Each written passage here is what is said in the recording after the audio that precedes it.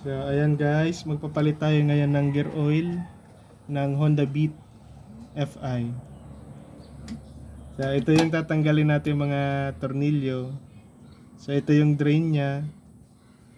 Then dito ka naman magre-refill sa bolt na tornilyo na to. Then ang size pala ng tornilyo natin ay 12 mm. So ito yung gagamitin natin na socket.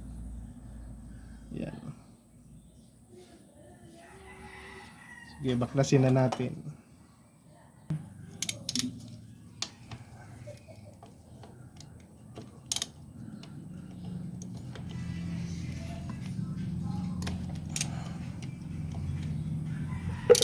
So, luwagan lang natin to. Then, yung isa naman. So, yung isa yung tatanggalin natin para dun bumuhos yung langis. Yan.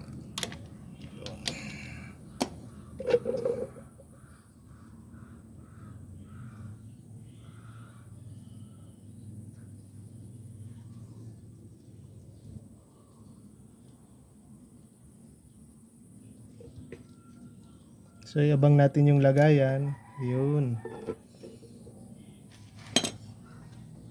Then, tanggalin na rin natin to para makabuelo na yung hangin. Yan. Tapos, pwede natin siyang itagilid para ma-drain talaga ng gusto yung oil. Yan, ganyan. Kahit konting tagilid lang. Baka matumba yung motor.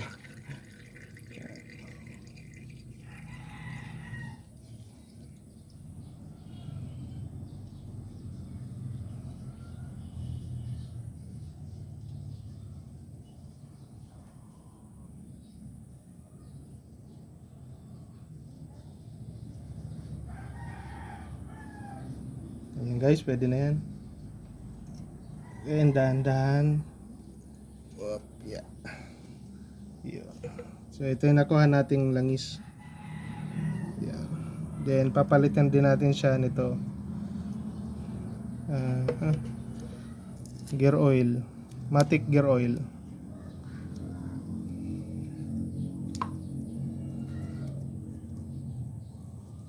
Yan, nabili ko to 139 pesos lang.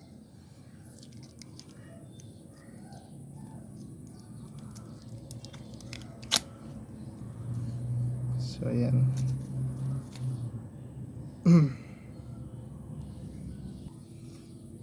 So ito pala guys ay 100 ml. So ubusin natin to dito sa gear. So ibalik natin yung tornilyo. Yan. Ugasan muna natin. Punasan muna natin.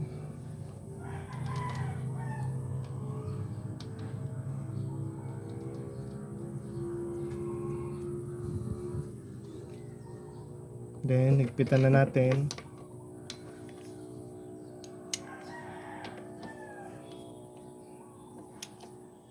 Yan. So tamang higpit lang tayo guys. Para hindi ma-loose thread yung yung tornilyo natin, yung thread. Yan. So next,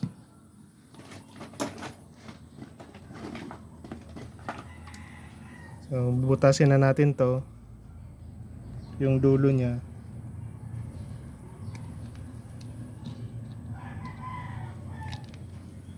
Yan. So yan. So, i-spray na natin to sa loob.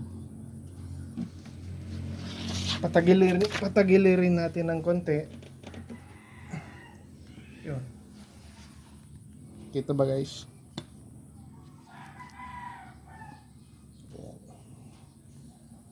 Then, pasok natin yung langis.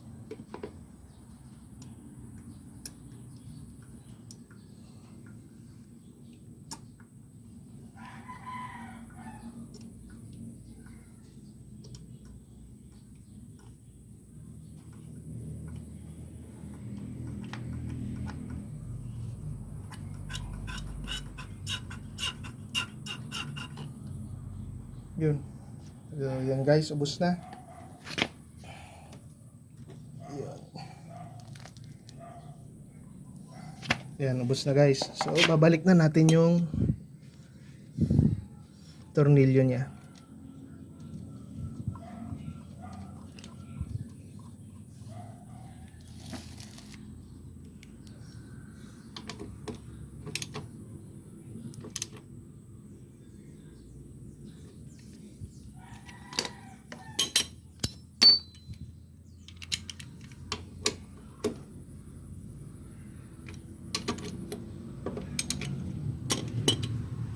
Yan guys, tapos na.